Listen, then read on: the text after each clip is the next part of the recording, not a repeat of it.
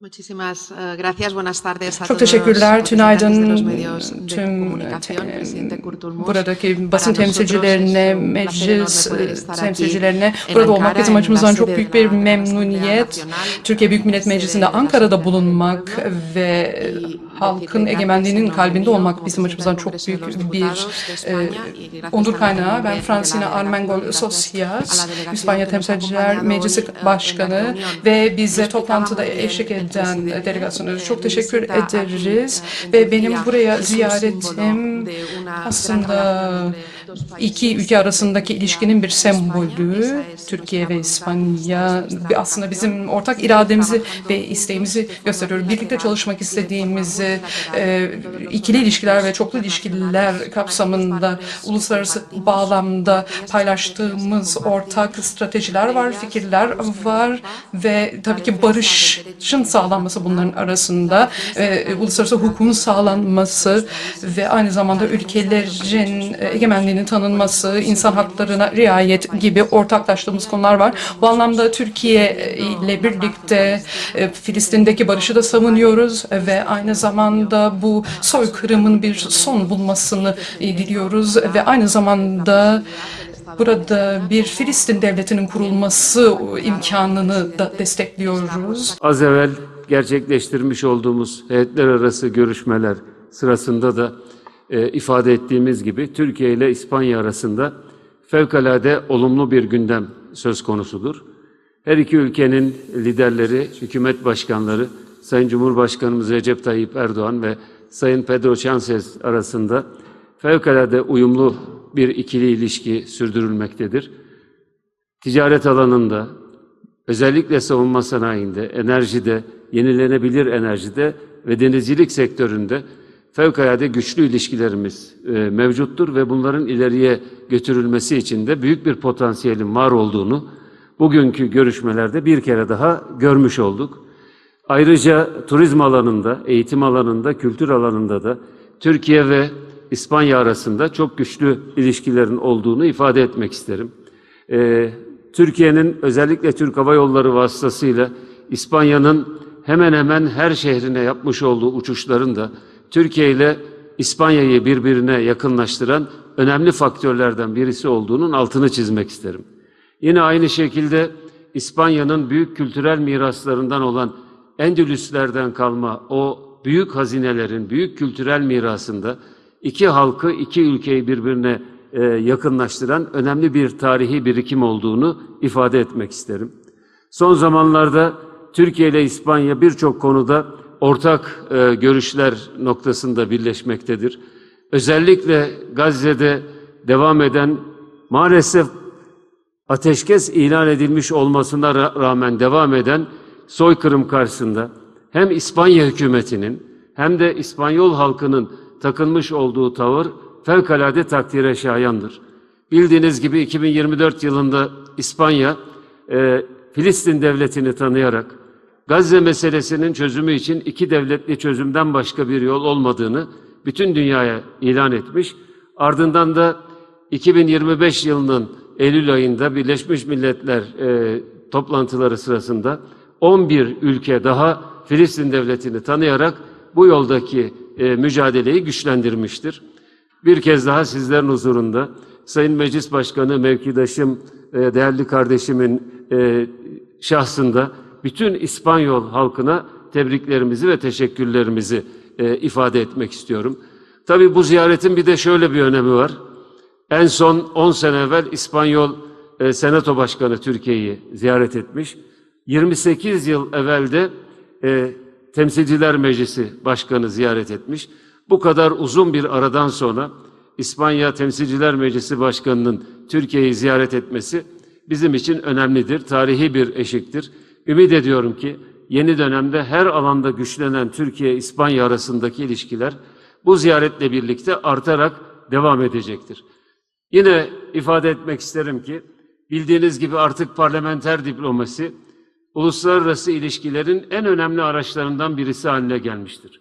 Klasik diplomatik ilişkilerin yanı sıra ve belki ondan da önce halkların doğrudan temsilcisi olan meclisler vasıtasıyla ülkeler arasındaki ikili ilişkiler ya da çok taraflı ilişkilerin geliştirilmesi çok daha mümkün olmaktadır.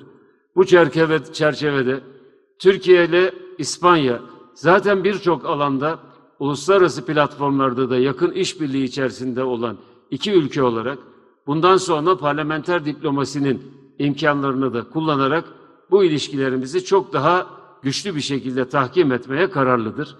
Ben bir kez daha huzurunuzda Sayın Meclis Başkanı'na, Temsilciler Meclisi Başkanı'na ve değerli arkadaşlarına Türkiye teşrifleri dolayısıyla çok teşekkür ediyorum ve ümit ediyorum ki Türkiye'den güzel hatıralarla ayrılacaklar ve bu ziyaretleri dolayısıyla da Türk-İspanyol ilişkileri çok daha güçlü bir ivme kazanmış olacaktır. Hoş geldiniz. Biliyorsunuz bu salonda 5 Ağustos'tan bu yana 20 toplantı yaptık komisyon olarak. Fevkalade önemli müzakereler yapıldı. Ayrıca raporlama safhasına geçtik. Orada da bayağı bir mesafe aldık. Önce her parti kendi raporunu kamuoyuyla paylaştı. Arkasından da bu raporlarda uzlaşılan ya da uzlaşmaya yakın olan alanlar üzerinde son derece titiz, fevkalade ciddi bir çalışmayı sürdürüyoruz. Son noktaya gelinmiştir. İnşallah önümüzdeki günlerde bir rapor hazırlanacak. Bu rapor komisyon üyelerine takdim edilerek onların görüşleri de alındıktan sonra ümit ediyorum ki ittifakla kabul edilerek ya da çok büyük bir oyla, nitelikli çoğunlukla kabul edilerek Türkiye Büyük Millet Meclisi Komisyonu'nun ortak bir raporu olarak o raporun son bölümünde yer alacak olan somut teklifler de Türkiye Büyük Millet Meclisi'ne sunulacak ve Türkiye Büyük Millet Meclisi kendi takvimi içerisinde bu konuyla ilgili yasal hazırlıkları yaparak Meclis Genel Kurulu'na sunacaktır. Bizim için yani komisyon çalışmaları bakımından artık son aşamaya geldik. Bir an evvel bunu bitirmekte bütün arkadaşlarımızın da samimiyetle gayret ettiğini görüyorum. Şimdi tabii komisyonun ana amacı yani ilk adım terörün bütün unsurlarıyla birlikte terör örgütünün kendisini feshetmesi ve silahlı mücadele dönemini geride bıraktığını ilan etmesi. Şimdi bunun gerçekleştirdiğinin teyit ve tespit edilmesi zaten yasal düzenlemelerin geçilebilmesi için de hiç şüphesiz bir eşiktir, kritik bir eşiktir. Bu kritik eşik konusunda da partilerin büyük çoğunluğunun, kahir ekseriyetinin bir fikir birliği içerisinde olduğunu görüyoruz. Tabii ki Suriye'deki gelişmeleri çok yakından takip ediyoruz. Ümit ederiz ki en kısa süre içerisinde Suriye hükümeti ülkede ulusal birliği sağlayacak adımları sonlandırsın ve bu anlamda Suriye'de artık terör örgütlerinin hiçbirisinin esamesinin okunmadığı, silahlı grupların tamamının meşru güçler olarak Suriye devletinin içinde askeri yapılanmasının içerisinde yer aldığı ve entegrasyon sürecinin de başarıyla tamamlandığı bir gelişmeyi hep beraber takip edelim ve bunları gözlemleyelim. Biliyorsunuz Suriye'de devrimin olduğu günün hemen ertesi sabah şafak vaktinden itibaren ısrarla şunu söylüyoruz. Suriye'de artık hiçbir gayrimeşru silahlı güç, terör örgütü kalmamalıdır. 2. Suriye'deki bütün farklı unsurlar, etnik, mezhebi, dini farklılıkları ile birlikte yeni Suriye yönetiminin bir parçası olmalıdır ve bu anlamda da Suriye yönetiminde herkesin işin içerisine katılabileceği bir demokratik sürecin önü açılmalıdır. Bu çerçevede bir anayasa hazırlama sürecinin de Suriye'nin geleceği için fevkalade önemli olduğunu biliyoruz. Şimdi artık oradaki bütün silahlı unsurların, silahlı örgütlerin tamamının Suriye sahasından çekilme vakti gelmiştir. PYD, YPG ismi ne olursa olsun bir terör örgütü. DAEŞ, ISIS, DAEŞ ne derseniz deyin bir başka terör örgütü. Kim varsa gayrimeşru olarak onların hepsinin Suriye sahasından çekilmesi temin edilmeli. Suriye'nin Arapları, Suriye'nin Kürtleri, Suriye'nin Türkmenleri, Suriye'nin Sünnileri, Suriye'nin Ezidileri, Suriye'nin Nusayrileri, Suriye'nin gayrimüslimleri hep beraber barış içerisinde tek bir bayrak altında artık yaşamaya başlamalıdır. Yeter 60 yıllık bir diktatörlükten, 13 yıllık bir iç savaştan sonra Suriye'yi hiç kimse terör örgütleri vasıtasıyla zehirlemeye kalkmasın. Suriye, Suriyelilerindir ve hep beraber Suriye ortak bir geleceği kurmak için kararlıdır. İfade ettiğiniz gibi maalesef bir barış ilan edilmiş olmakla birlikte İsrail barış anlaşmasının mürekkebi kurumadan soykırımına hız kesmeden devam ediyor.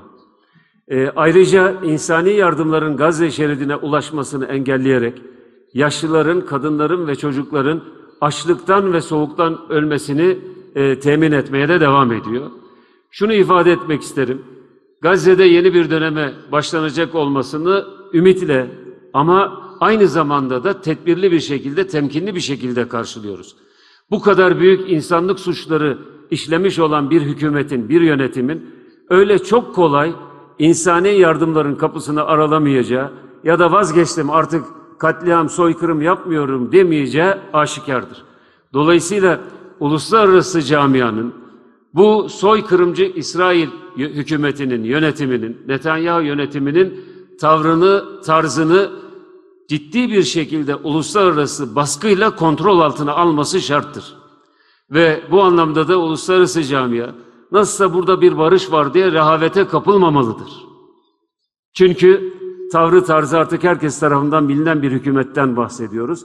Dolayısıyla burada bütün baskılar sürdürülmeli ve bir an evvel refah sınır kapısı açılarak oraya insani yardımların girmesi ve Gazze halkının yeniden ayağa kalkmasının temin edilmesi için her türlü desteğin verilmesi şarttır. Türkiye olarak başından beri barışı desteklediğimizi, Gazze halkının geleceği için herkesle, iyi niyetli olan herkesle müşterek çalışmaya hazır olduğumuzu ve her şeyden evvel de Gazze'de acil insani yardımların ve oradaki özellikle yaşlı ve çocukların korunması için adımların atılmasını gerekli görüyoruz. Özetle şunu söylemek istiyorum. Dünya gündeminin çok yoğun olduğu bir dönemdeyiz. Bırakın her haftayı, her gün dünya gündemini değiştiren fevkalade büyük olaylarla karşı karşıyayız. Aman ha sakın ha, dünya gündeminin yoğunluğu Gazze halkının yaşadığı bu gayri insani durumu unutturmasın, bunun unutulmasına vesile olmasın. Biz bu soykırımı unutmayacağız, soykırımcıları unutmayacağız ve asla ve asla Gazze halkına destek vermekten vazgeçmeyeceğiz. Dolayısıyla dünya gündeminin bu sıcak gündemine Gazze'deki gelişmeler kurban edilmemelidir.